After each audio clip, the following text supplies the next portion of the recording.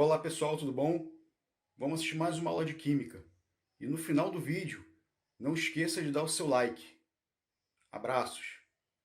Bom pessoal, hoje nós vamos ver o diagrama de fases e propriedades coligativas. O que vem a ser o diagrama de fases, né?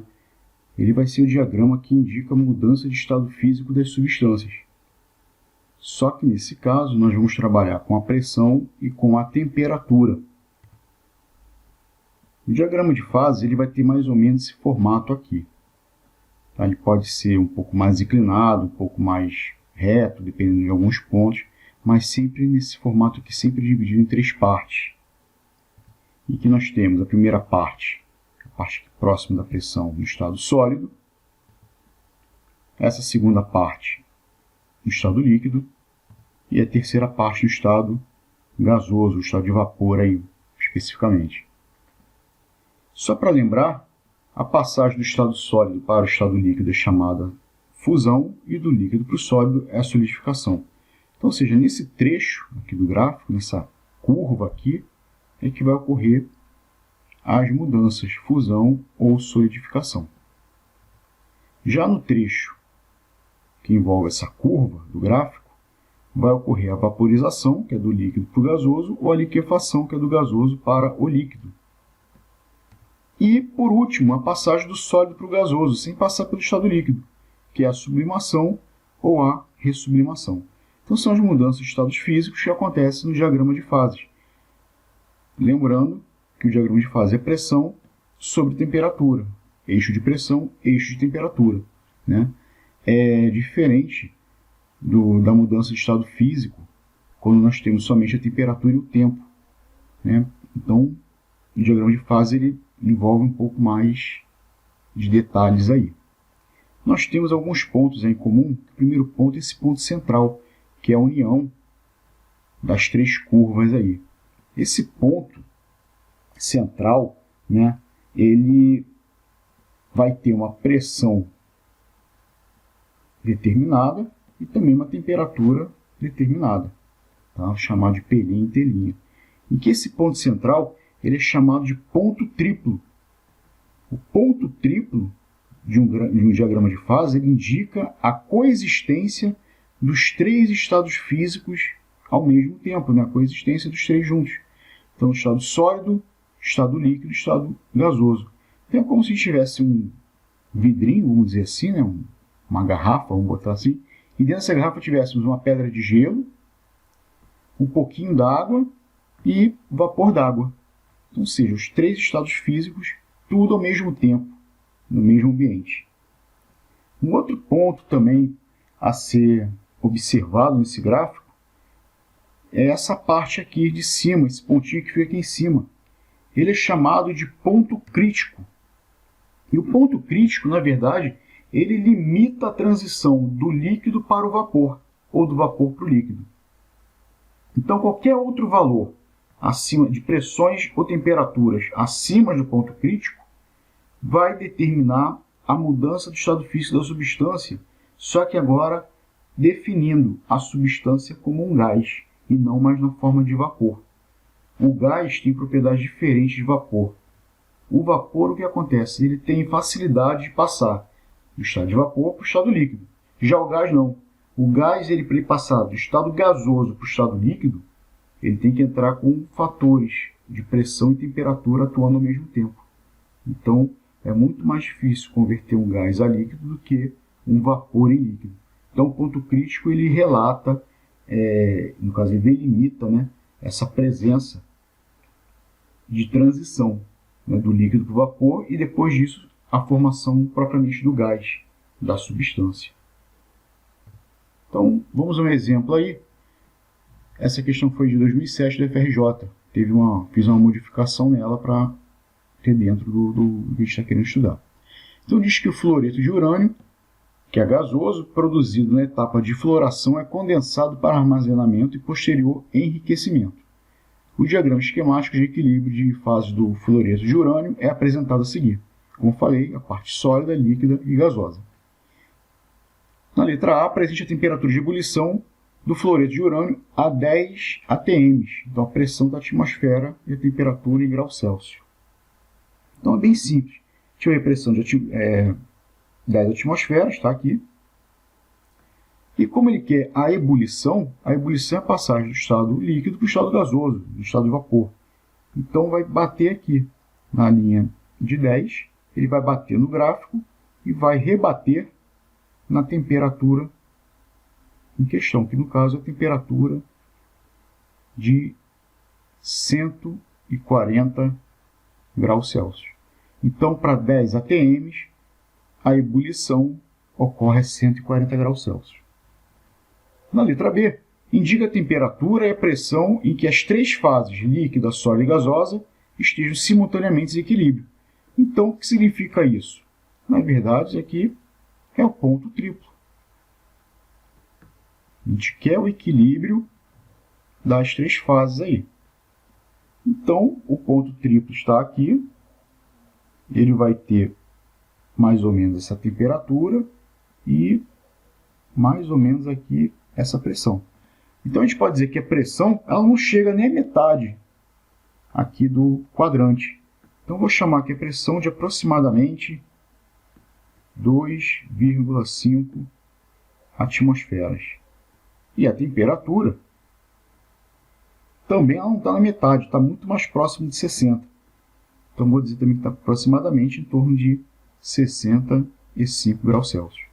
Então, a condição do ponto triplo é justamente 65 graus e aproximadamente 2,5 atm. O ponto crítico, só para a gente relatar, está aqui, né? Então, a pressão bem superior a 12 atm, né? E a temperatura bem elevada, né? Talvez em torno de quase 160 graus ou próximo disso. Tá? Então, que seria o nosso ponto crítico. Tá? Então, vamos continuar. Vamos agora ver o que são as propriedades coligativas, né? Essas propriedades coligativas, elas são propriedades físicas que vão ser alteradas devido à presença de um soluto. Então, como diz aqui, são alterações nas propriedades do solvente puro quando é adicionado um soluto não volátil. O que é esse soluto não volátil? O soluto que não vai se evaporar, né? O soluto que vai permanecer na solução. Essas propriedades elas não vão depender da natureza do soluto, mas vão depender da quantidade de partículas que estão dispersas nesse solvente. Ou seja, as partículas do soluto que estão dispersas. Tá? Então, não interessa o tipo de soluto que eu tenho. Se é um soluto iônico, se é um soluto de característica covalente. Mas sim a quantidade de partículas dispersas. Nessas propriedades coligativas, nós vamos estudar a pressão máxima de vapor, ebulioscopia, crioscopia e a pressão osmótica. A pressão máxima de vapor em relação ao solvente puro. O que vem a ser isso? A pressão máxima de vapor é a pressão quando as moléculas do vapor, desse líquido, né, vão estar em equilíbrio, tá, com a pressão atmosférica. Então, ele vai exercer uma pressão. Então, nós vamos ter um equilíbrio entre a vaporização e a condensação. E no estado final, o equilíbrio entre a taxa de vaporização e a taxa de condensação, né, vai indicar que a pressão máxima de vapor do líquido atingiu a pressão atmosférica. Ou seja, quando a pressão máxima de vapor atinge o equilíbrio, significa que o líquido começa a se evaporar. Então, a gente vai ter um equilíbrio entre líquido e o vapor. E com isso, é o início da vaporização. Tá? Então, nada mais é do que o equilíbrio atingindo aí pelo líquido, pelo vapor do líquido. A influência da pressão máxima de vapor, ou seja, como que ela pode ser influenciada? Primeiramente, pela natureza do líquido, em que vai depender basicamente das forças intermoleculares, no caso de polo induzido, de polo, ligação de hidrogênio. Quanto maior for a força intermolecular, maior vai ser o ponto de ebulição, e com isso a gente vai diminuir a pressão de vapor em função de uma mesma temperatura. Ou seja, a gente vai comparar a pressão, mas dentro de uma mesma temperatura. Então, por exemplo, na pressão de 760 milímetros de mercúrio, o éter entra em ebulição a 34,5 graus. Já o álcool, 78,5 e a água a 100 graus Celsius. Isso para uma mesma pressão. Então, nós vamos ter temperaturas de ebulição diferentes. Se eu, por exemplo, quiser comparar somente a temperatura, por exemplo, 34,5 graus, o éter começa a evaporar a 760. Já o álcool vai ser de uma pressão menor e a água de uma pressão menor ainda. Então, vai depender muito de como a gente vai estar analisando aí. Mas por que o éter tem menor temperatura de ebulição comparado ao álcool e à água? É porque o éter é uma substância mais volátil porque ela vai apresentar forças intermoleculares mais fracas, tá? Ou seja, vai ter facilidade de se evaporar, isso por uma mesma pressão. Então, devido à força intermolecular do éter ser bem fraca, no caso de ser um dipolo, o álcool e a água são ligações de hidrogênio, sendo que a água, a ligação de hidrogênio, é muito mais forte do que o próprio álcool. Então, por isso nós temos essa variação de temperatura, essa mudança de temperatura das substâncias dentro de uma mesma pressão. O segundo fator é a própria temperatura. O aumento da temperatura vai promover a agitação das partículas de um líquido, e com isso vai aumentar a pressão de vapor. Então, por exemplo, dentro da variação de pressão da água, vamos aqui esse diagrama aqui da água, nós temos uma pressão de 244 milímetros de mercúrio, a água entrando em ebulição em torno de 71 graus. Já 700 milímetros de mercúrio, em torno de 98,3. E, ao nível do mar, 100 graus Celsius. Então, isso vai depender também, como falei, da análise da pressão e da temperatura, sempre considerando, nesse momento, um líquido puro, no caso, solvente puro. Então, a gente pode ter essa relação aqui, que quanto maior for a pressão máxima de vapor, nós vamos ter um líquido mais volátil, ou seja, facilidade de se evaporar. E com isso vai resultar numa menor temperatura de ebulição. Então, o aumento da pressão máxima de vapor faz com que o líquido seja mais volátil e com isso vai diminuir a temperatura de ebulição desse líquido. Lembrando que estamos trabalhando com solvente puro. Quando adicionamos um soluto não volátil, ou seja, agora nós vamos fazer o preparo de soluções. A gente vai ter o solvente e vamos adicionar um soluto não volátil. Vai depender também muito da natureza do soluto. Nesse caso, o soluto molecular, a quantidade de partículas dissolvidas não vai ser alterada, uma vez que um soluto molecular ele não vai se dissociar. Então, para cada 1 mol desse soluto, a gente vai ter 6 vezes 10 a 23 partes envolvidas nesse soluto. Já numa substância iônica, um soluto iônico, a quantidade de partículas vai ser alterada, porque vai ser em termos de proporcionais dos íons presentes. Então, por exemplo, 1 mol de NaCl vai formar 1 mol de Na+, e 1 mol de Cl- na dissociação, já que é um íon, né? Um composto iônico.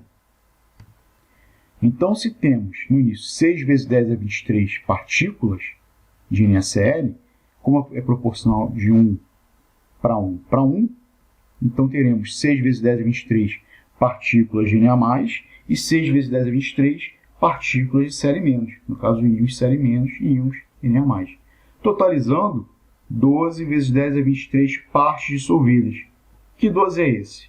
6 daqui, do sódio, e 6 do cloreto, formando 12 partes dissolvidas. Então, ou seja, se no início nós tínhamos 1 mol, agora nós vamos ter 2 mols dissolvidos aqui, um de cada íon.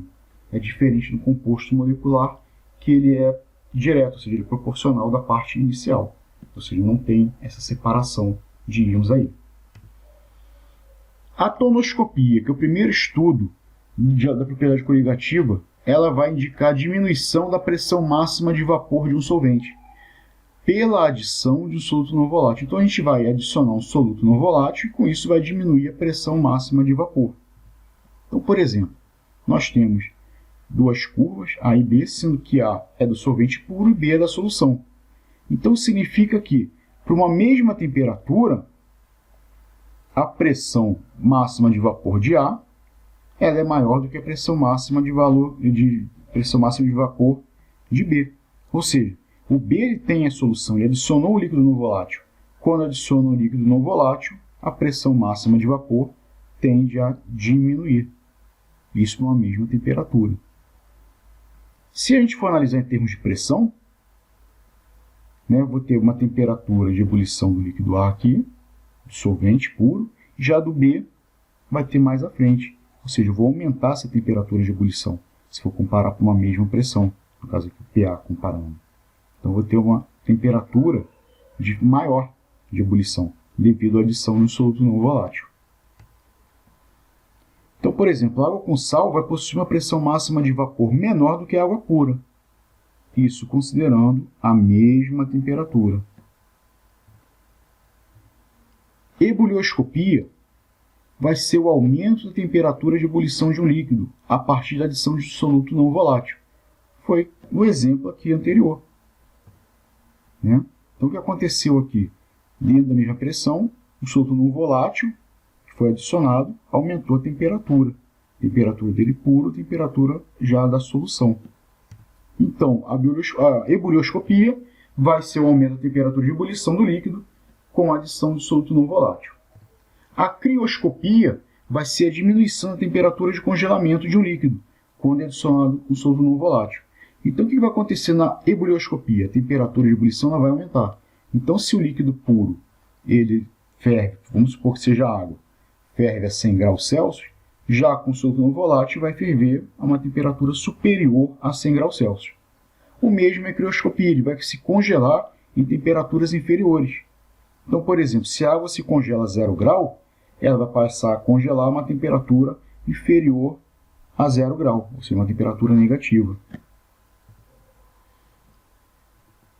Aqui, tomando como exemplo, nós temos uma solução 1 mol por litro de ácido sulfúrico. Ela vai ter menor temperatura de congelamento do que uma outra solução de ácido clorídrico, também a 1 mol por litro. Isso vai ser devido a maior quantidade de partículas dissolvidas na solução. Então, por exemplo, o ácido sulfúrico, o H2SO4, ele vai se dissociar da seguinte maneira: 2GH+, mais SO4, 2-. Então, em termos de quantidade, nós temos 3 mols dissolvidos aqui. 2 do H+, e 1 do sulfato. Em relação ao HCl, nós teremos o H+, mais o Cl- na sua dissociação. Então, se a gente for ver o total de mols aqui, dos íons, serão 2 mols. Então, em termos de quantidade, nós temos o ácido sulfúrico em maior quantidade dissolvida, ou seja, então ele vai ter uma temperatura de congelamento menor do que do ácido clorídrico. Se fosse em termos de ebulioscopia, ele teria uma temperatura de ebulição maior do que a do ácido clorídrico. Pressão osmótica. A pressão osmótica é a pressão externa que deve ser aplicada a uma solução para evitar a sua diluição. Então, a gente vai aplicar uma pressão no meio externo para que a solução não sofra diluição. Esse processo se dá através da osmose, que vai ser a passagem do solvente de uma solução mais diluída para uma solução mais concentrada. Então, a osmose nada mais é do que a perda de solvente de uma solução muito diluída para uma solução que está mais concentrada. Esse termo de concentração em termos de soluto não volátil presente nas soluções aí. Então, por exemplo, nós temos aqui água pura e temos aqui uma solução. Nós temos aqui soluto não volátil. Então, a tendência é que o solvente, que parte da água, venha para o meio mais concentrado. Tanto é que no desenho aqui, através da osmose, vai ter o quê? A diminuição da quantidade de água pura e vai ter o aumento da solução. Com isso, se passou mais água para cá, ficou mais diluída. Nós temos a membrana impermeável, que ela impede a passagem desses íons, tá? Então, ele separa a água pura da solução. Isso acontece muito, por exemplo, na alface. Quando a gente vai temperar sal na alface, com o tempo a alface perde água, então ela fica murcha. Um exemplo prático é quando a gente está tomando banho de piscina, está tomando banho no chuveiro há muito tempo. Quando vai ver a mão está toda enrugada. Por que aquela mão fica enrugada? Por que né? A gente fica com a mão enrugada, as pontas dos dedos enrugadas, porque o nosso corpo está perdendo água para o meio, ou seja, nós temos um meio mais concentrado. Isso acontece muito em piscina. O meio mais concentrado e o nosso corpo está mais diluído. Então a gente vai perder água para o meio. Então a gente está perdendo água ali, aquela mão enrugada nada mais é do que a perda de água. Dependendo da pressão osmótica, a gente pode ter soluções formadas. Nós temos soluções isotônicas, em que a pressão osmótica de um meio é igual ao do outro. As hipotônicas, em que a pressão osmótica do meio interno é maior do que do meio externo. E hipertônicas, a pressão osmótica do meio externo é maior do que do meio interno. Essa hipotônica e hipertônica depende muito do ponto de vista de quem a gente vai estar analisando. Você vai estar analisando uma substância ou outra. Tá? Então, se eu analiso uma, ela pode ser hipertônica em relação ao outro meio, que vai ser hipotônico. E se eu analisar um outro, vai ser hipotônico em relação ao hipertônico, e vice-versa. Então, depende de como tu vai estar fazendo uma análise. Então, uma hipertônica, ela vai ter perdas, no caso, em relação a outra hipotônica, que estão presentes juntas. Tá? Então, um exemplo aqui, uma bebida isotônica, ela vai ter a mesma concentração de sais minerais do que é presente no nosso organismo. Então, quando eu falo bebida isotônica, é porque ela tem uma concentração de sais ideal para repor a perda desses sais minerais do nosso organismo, seja através de uma atividade física, etc. Né? Então, uma bebida isotônica, ela vai fazer a reposição ideal, ou seja, a reposição que o nosso organismo precisa desses sais minerais. É diferente se, por exemplo, beber algo hipertônico, né?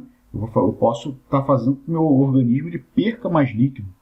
Tá? Vai ter o processo de osmose aí. Então, é ideal sempre beber uma bebida isotônica ao fazer atividade física. Então, por exemplo, o que é um meio isotônico dentro de uma concentração? Diz aqui concentração de sal em relação ao glóbulo vermelho. Então, nós temos um meio isotônico, em que a concentração do glóbulo é igual ao do meio. Nós temos um meio hipotônico para a célula. Tá? Por quê? Porque ela tem mais sais. Então, se a célula é hipotônica, o meio vai ser hipertônico. Se for ao contrário, se eu tiver hipertônico no meio, a célula vai ser hipotônica.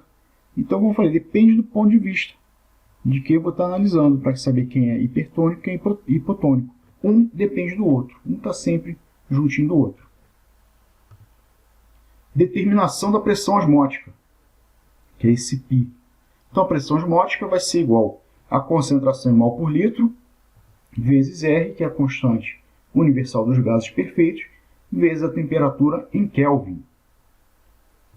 Então, por exemplo, adotando para a constante universal dos gases ideais o valor de 0,082, qual a pressão osmótica de uma solução que contém 6 gramas de ureia, cuja massa molecular é 60 unidades, em 2 litros de água, a temperatura de 20 graus Celsius. Então, o primeiro passo aí é passar essa temperatura que está em Celsius para Kelvin. Para isso, a gente soma com 273. Isso vai dar 293 Kelvin. Então, a gente já fez a primeira transformação aí, que é a temperatura na unidade certa. Vamos agora calcular a concentração. Nós temos a massa, né? Então podemos calcular o número de mol. O número de mol vai ser a massa sobre a massa molar. Isso vai dar 0,1 mol. Eu tendo o número de mol e o volume, eu posso calcular a concentração. Concentração é o número de mol dividido pelo volume. Volume em litro, né? Isso vai dar 0,05 mol por litro. A partir daí, eu posso calcular a pressão osmótica. Pressão osmótica vai ser igual à concentração em mol por litro, que é de 0,05, vezes o valor de R, que é de 0,082, vezes 293. Fazendo esse cálculo, a pressão osmótica ela vai ser igual a 1,20. a unidade de pressão osmótica, a unidade de pressão, que é a atmosfera. Então, teremos 1,20 atm de pressão osmótica dentro dessas condições. Tá certo? Então é isso aí, pessoal. Espero que tenham gostado. Espero que tenham entendido. Tá? Não deixe de curtir lá o vídeo, dar o apoio no canal, se inscrevam, divulguem, tá bom? Então, um abraço para todos, tudo de bom para vocês e até o próximo vídeo.